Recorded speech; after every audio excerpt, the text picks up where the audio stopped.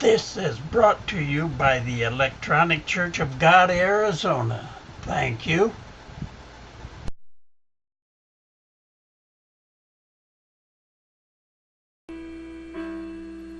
Welcome to Sabbath morning, November 3rd, 2007. I hope you all have a great Sabbath. Well, brethren, we're going to get right on over into the Lord's Care Ministry. 1 year with the Lord, day 307. Judas agrees to betray Jesus. Luke chapter 22, verses 3 through 6. Also in Matthew chapter 26, verses 14 through 16. And Mark chapter 14, verses 10 through 11. Then Satan entered into Judas Iscariot, who was one of the 12 disciples, and he went over to the chief priests and the captains of the temple guards to discuss the best way to betray Jesus to them. They were, of course, delighted to know that he was ready to help them and promised him a reward. So he began to look for an opportunity for them to arrest Jesus quietly when the crowds were around. Satan's part in the betrayal of Jesus does not remove any of the responsibility from Judas.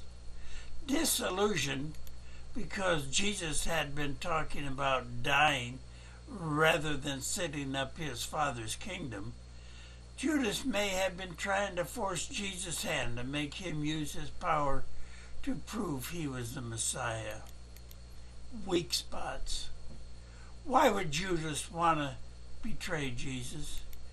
Judas, like the other disciples, expected Jesus to start a political rebellion and overthrow Rome. As treasurer, Judas certainly assumed that he would be given an important position in Jesus' new government.